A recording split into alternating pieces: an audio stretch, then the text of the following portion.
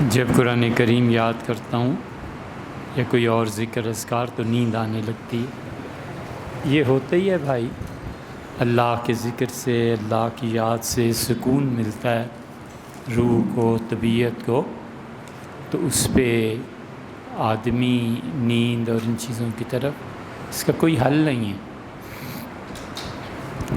فطری چیزیں، نیند کو اب کیسے توڑ لیں گے آپ؟ فطرت ہے، بس نیند آتی ہے۔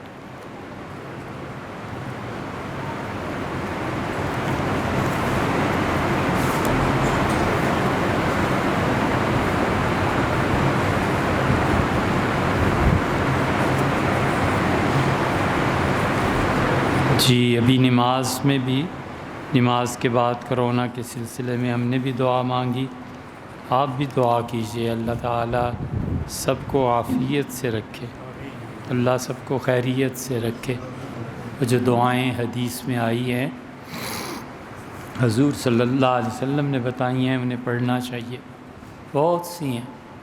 فاللہ خیر حافظہ وہو ارحم الراحمین، اللہ بہترین حفاظت کرنے والا ہے اور وہ سب سے زیادہ رحم کرتا ہے۔ اور اس طرح کی بہت سی چیزیں یہ پڑھتے رہنا چاہیے۔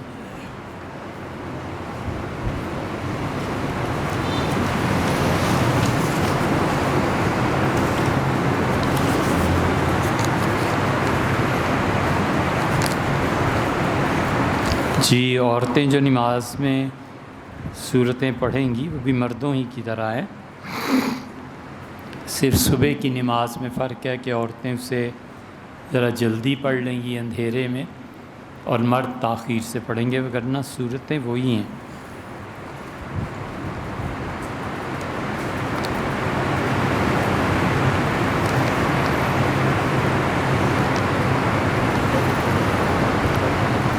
یہ تو اس شخص سے پوچھیے جو اتنی مہنگی چیزیں استعمال کرتا ہے، ممکن ہے اس کے پاس اللہ کے ہاں پیش کرنے کو کوئی دلیل ہو جو میرے اور آپ کی سمجھ میں نہ آتی ہو۔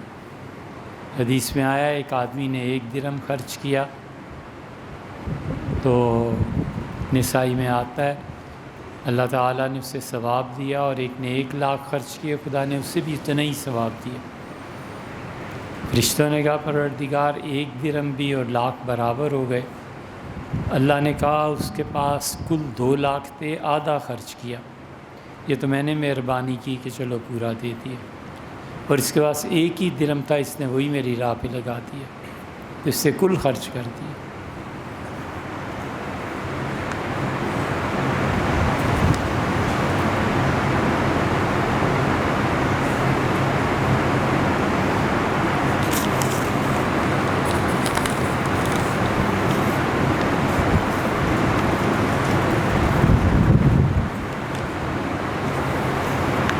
اللہ تعالیٰ مانگنے پہ کس شخص کو کیا چیز کب عنایت فرماتا ہے، یہ سب چیزیں اللہ کی اپنی حکمتیں ہیں، اور اس کی حکمت کو چیلنج نہیں کیا جا سکتا۔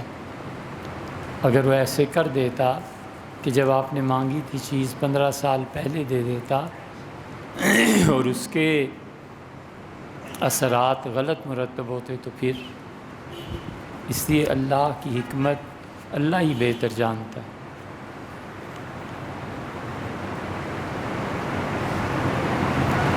جہاں لوگ گندم اور چاول استعمال نہیں کرتے وہاں پہ فدیہ اس کی بھی باقاعدہ ہے کہ وہ جو چیز استعمال کرتے ہیں اس کے وزن کے مطابق، مثلا وہ باجرہ استعمال کرتے ہیں تو باجرے کی ایک الگ منظوری ہے حدیث میں کہ اگر باجرہ ہے تو اتنے کلو دے گا فطرانے کے طور پہ یا 1 روزے کے لیے، تو ہر چیز کو شریعت نے متعین کیا ہوا ہے۔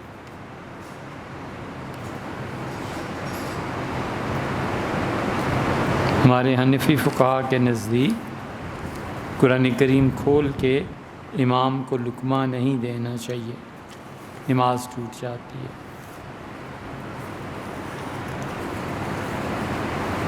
صدقہ اور خیرات میں کیا فرق ہے؟ کئی بار یہ بات ہو چکی۔ صدقہ نیکی کو کہتے ہیں، سچائی کو کہتے ہیں، آدمی اپنا عمل اس کی تصدیق کرتا ہے کہ میرے دل میں یہ تھا کہ 10 روپے خدا کے لیے دوں گا، اس نے یہ خیرات کی، اس نے اپنے عمل کی تصدیق کر دی، اپنے قول کی تصدیق کر دی. یہ ہوتا ہے.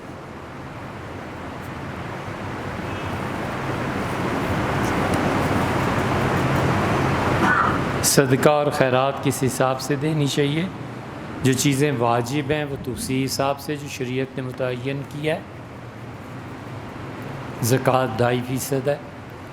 سونے چاندی اموال تجارت ان سب کا مال الگ الگ اور نصاب الگ الگ ہے، اس کو وہی دینا چاہیے جو شریعت نے متعین کیا ہے. بھیک مانگنے والے بہت ہیں، کیسے اندازہ لگایا جا سکتا ہے؟ یہ اپنے طور پہ تحقیق کرنی چاہیے، اپنے طور پہ سوچنا چاہیے. ہر آدمی جو راستے میں مانگ رہا ہے اسے صدقہ نہیں دیا جا سکتا، واجب صدقہ. پیسے دیں آپ کی مرضی، لیکن واجب جو صدقات ہیں نا وہ نہیں دینے چاہیے. ایک بڑے کام کی بات آپ سے عرض کریں، جب بھی صدقہ کرو اور جب بھی نفل پڑھو تو یہ نیت میں رکھو کہ اللہ جو چیز میرے ذمے فرض تھی اور کمی رہ گئی، میں پوری نہیں کر سکا، اللہ اس کو اس فرض کے بدلے میں قبول فرما لے. بہترین چیز ہے. آپ نے صدقہ فطر نہیں دیا تھا، آپ اس وقت 20 سال کے تھے، آپ کو پتہ بھی نہیں تھا. اب آپ کے پاس پیسے آئے، کہ پیسے کیا، آپ نے بازار میں کسی غریب کو دیکھا 10 روپے سے دیے. نیت میں یہ رہنا چاہیے کہ اللہ میں نے جو تیرے پیسے دینے ہیں اے پروردگار اسے اس میں سے منہا کر. تو اس طرح واجب اور فرض صدقات اور واجب اور فرض عبادتیں جو ہیں وہ اللہ کے یہاں سے حساب سے نکلتی جاتی ہیں. یہ ہے چھوٹی سی بات لیکن قیامت میں بڑا نفع دے گی.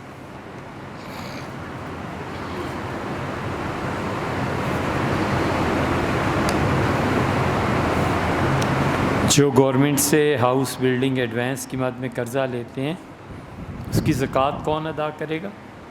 گورنمنٹ قرضہ دے رہی ہے نا آپ کو، تو اسی آپ نے تو قرض لیا ہے، آپ کیوں زکوٰۃ دیں گے؟ گورنمنٹ کہاں سے دے رہی ہے یہ گورنمنٹ کو پتہ ہونا چاہیے کہ وہ کن شرائط کی بنیاد پہ قرضہ دے رہی ہے. گورنمنٹ اس کے مطابق زکوٰۃ کرے نہ کرے، قرضے پہ کوئی زکوٰۃ نہیں ہوتی. تسبیح تراویح بلند آواز میں پڑھنی چاہیے یا کہ آہستہ؟ ہمیشہ 4 تراویح کے بعد لوگ اتنی دیر بیٹھتے تھے جتنی دیر میں 4 رکعتیں پڑھی جا سکیں.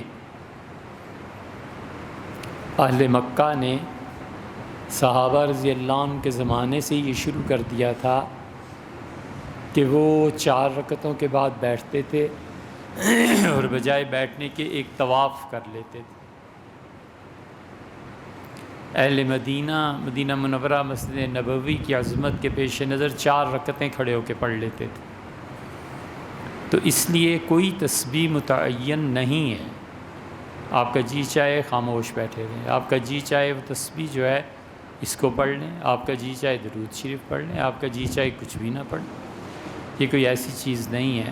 عالمگیری میں لکھا ہے کہ ہر انسان کو اختیار ہے کہ وہ جو چاہے سو کرے.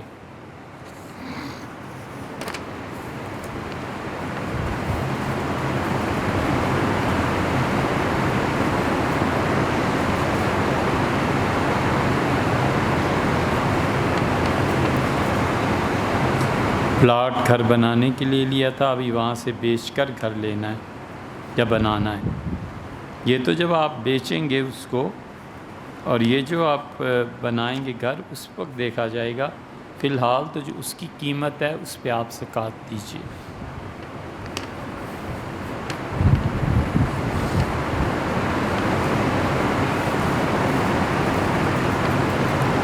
ندوہ میں ہمارے ہاں بچوں کے داخلے کا طریقہ کار اور لائبریری سے کتابیں لی جا سکتی ہیں یعنی وہاں 2 آدمی ہیں، ایک ندیم اقبال صاحب ہیں اور ایک عمر صاحب ہیں. ان دونوں سے آپ بات کر لیں، کتابوں کے سلسلے میں بھی بتا دیں گے اور اسی طرح وہ بتا دیں گے کہ بچوں کا داخلہ کب اور کیسے ہو. بس یہ پیچھے جو میں آپ سفر کرتے رہتی ہیں لائے تھے کوئی بات کس میں نہیں ہوتی تو سوال جواب زیادہ لمبے ہو گئے. یہ 4 دعائیں ہم لے کے آئے تھے، اور یہ دعائیں وہ ہیں جو رسول اللہ صلی اللہ علیہ وسلم جب سجدہ تلاوت کرتے تھے تو دعائیں مانگتے تھے سجدہ تلاوت میں. صحابہ رضی اللہ عنہ بھی ایسے ہی مانگتے تھے. سجد وجہی للذی خلقہ فشق سمعہ وبصرہ بحولہ وقوتہ فتبارک اللہ احسن الخالقین کی ایک دعا ہے. دوسری دعا دیکھیں تو اللہ مکتب لی بہا عندک اجرا وضع عنی بہا وزرا وتقبلتہا منی کما تقبلتہا من عبدک سیدنا داؤد علیہ نبی الصلوۃ والسلام. یہ ہم لائے تھے. کسی نے کہا تھا کہ سجدے میں کون سی دعا مانگنی چاہیے، تو یہ 4 دعائیں ہم نمونے کے طور پہ چن کے لے آئے تھے. یہ مانگ لینی چاہیے جب بھی آدمی سجدہ تلاوت کرے تو خود یاد کر لے اور یہ مانگا کرے. اور ایک جگہ ہم نے بہت سی دعائیں مختلف حدیث کی کتابوں سے جمع کر لی ہیں. وہ کوئی 8-10 دعائیں ہیں، اس کو بھی الگ کروا لیا تھا کہ کوئی آدمی یاد کرنا چاہے تو سجدہ تلاوت جو ہے یہ بڑی برکت کی چیز ہے، اللہ آپ کو بہت پسند ہے، تو چاہیے کہ یہ دعائیں مانگیں. ہیں جی نہیں، آج نہیں، پھر کریں گے. جی ہیں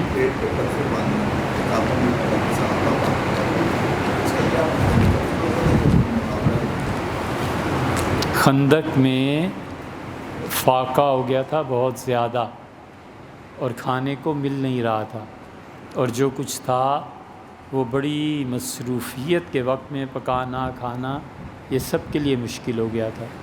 تو حضرت رسالت پناہ صلی اللہ علیہ وسلم نے خود بھی اور بعض صحابہ کرام رضی اللہ عنہم نے پتھر پیٹ پہ رکھ کے اوپر اس کے کپڑا یا رسی باندھ لی تھی تاکہ معدہ پھیلے نہیں.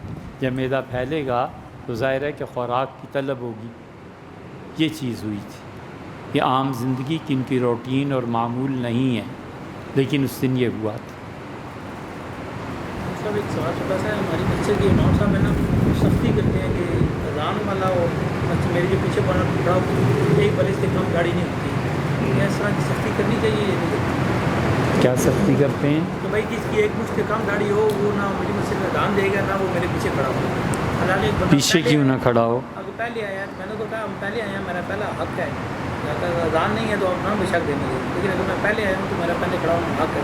کہتے نہیں جی وہ میں کھڑا نہ ہو. داڑھی کا ہونا نہ ہونا یہ کوئی ایسا عذر نہیں ہے کہ کسی کو جماعت کی نماز پڑھنے سے روکا جائے. یہ جہالت کی بات ہے. وہ کہتے ہیں میرے پیچھے نہ کھڑے ہوں. بس وہ جانے، ان کا کام جانے، مگر یہ جہالت کی بات ہے. کسی شخص کو اب ایسے ہی ایک صاحب نے لکھ کے لگا رکھا ہے کہ جماعت اسلامی کا کوئی آدمی میرے پیچھے نماز نہ پڑھے، میں اس کی نماز کی نیت ہی نہیں کرتا. اس قسم کی سب چیزیں یہ شدت پسندی ہے، نہ شریعت اس کی اجازت دیتی ہے، نہ کوئی اس کو کہتا ہے. یہ اپنے جذبات اور اپنی تربیت نہ ہونے کی دلیل وہ لوگوں کو فراہم کرتے. انہیں عقل نہیں آتی. حضور اقدس صلی اللہ علیہ وسلم کے پیچھے آ کے منافقین نماز پڑھتے تھے. حضور صلی اللہ علیہ وسلم جمعہ پڑھایا، آپ نہیں جانتے تھے کون کون منافق ہیں. اللہ کی طرف سے ایک دن حکم آیا کہ آپ ان آدمیوں کو مسجد سے نکال دیں. 12 آدمیوں کو آپ نے مسجد سے نکالا. آپ نے اخرج انک منافقون، تم اٹھو یہاں سے، تم منافق ہو، تم بھی اٹھو، تم بھی اٹھو، تم بھی. اللہ کی وحی سے. اور ادروائز زندگی میں حال کیا تھا؟ عبداللہ ابن مسعود رضی اللہ عنہ کا من سن منکم فلیستن بمن مات. تم میں سے جو آدمی چاہے کہ اپنے نبی صلی اللہ علیہ وسلم کے طریقے پر عمل کرے، اسے چاہیے کہ جو صحابہ اور رسول اللہ صلی اللہ علیہ وسلم دنیا سے تشریف لے گئے ہیں ان کی زندگیوں کو دیکھ کر اپنی زندگی بنائے. فإن الحی لا تؤمن علیہ الفتنہ، جب تک انسان زندہ رہتا ہے وہ کسی بھی وقت اپنے جذبات کا شکار ہو سکتا ہے۔ اور اللہ کی قسم رسول اللہ صلی اللہ علیہ وسلم کے زمانے میں ہم دیکھتے تھے کہ کھلا ہوا منافق جسے سارا مدینہ جانتا تھا اور وہ 2 پاؤں بیماری کی وجہ سے گھسٹ کے اگر مسجد میں آتا تھا تو آپ کے پیچھے کھڑے ہو کے نماز پڑھتا تھا۔ حضور صلی اللہ علیہ وسلم نے تو کبھی ایسے نہیں کیا کہ وہ کسی بھی شخص کو نکال دیں کہ میرے پیچھے نماز نہ پڑھو۔ کیوں وجہ؟ دلی میں حضرت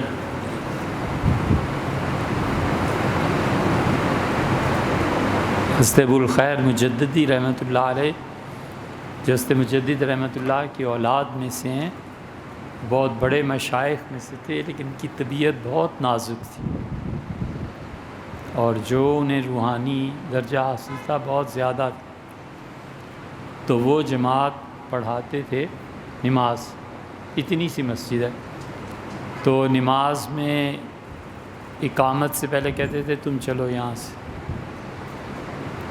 پھر کہتے تھے تم بھی چلو، تمہارا دل اللہ کے ہاں حاضر نہیں ہے، نکلو یہاں سے۔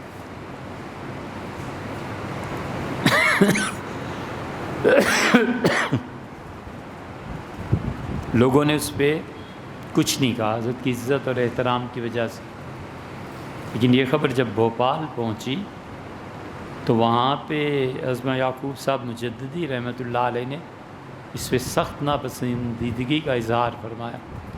ان کا حضرت یہ کیا کشف اور تصوف ہے؟ حضور صلی اللہ علیہ وسلم کے پیچھے منافقین نماز پڑھتے تھے اور آپ ایسے نہیں نکالتے تھے، یہ آپ کیا کرنے لگے؟ اس لیے ہم سب لوگ پابند ہیں شریعت پہ، جب تک کہ کوئی عذر پیش نہ آ جائے۔ عذر پیش آئے تو چلو پھر تو کوئی بات ہے کہ آدمی معذور ہے، یہ آدمی ایسا ہے، وہ پھر معذوری صحابہ رضی اللہ عنہ میں بھی تھی۔ مثلا رسول اللہ صلی اللہ علیہ وسلم آخری 3 سال جب نماز پڑھاتے تھے تو آپ فرماتے تھے، بلکہ کہہ دیا تھا کہ میرے پیچھے صرف 3 صفوں میں پہلی وہ کھڑے ہوں جو مجھے سمجھ سکتے ہیں، جان سکتے ہیں، کیونکہ میں کبھی نماز لمبی پڑھاتا ہوں، کبھی چھوٹی پڑھاتا ہوں، کبھی رکوع لمبا کرتا ہوں، تو لوگ جان لیں کہ میں کیوں ایسے کر رہا ہوں۔ اور جو عام طور پہ نماز میرے پیچھے پڑھتے ہیں وہ تیسری کے بعد چوتھی صف میں کھڑے ہوں، تاکہ امت تک میری جو بات پہنچے وہ صحیح طریقے پر پہنچے۔ تو یہ چیز تھی، اسے بالکل غلط بات ہے۔ اپنی نماز کی فکر کریں، خیر منائیں۔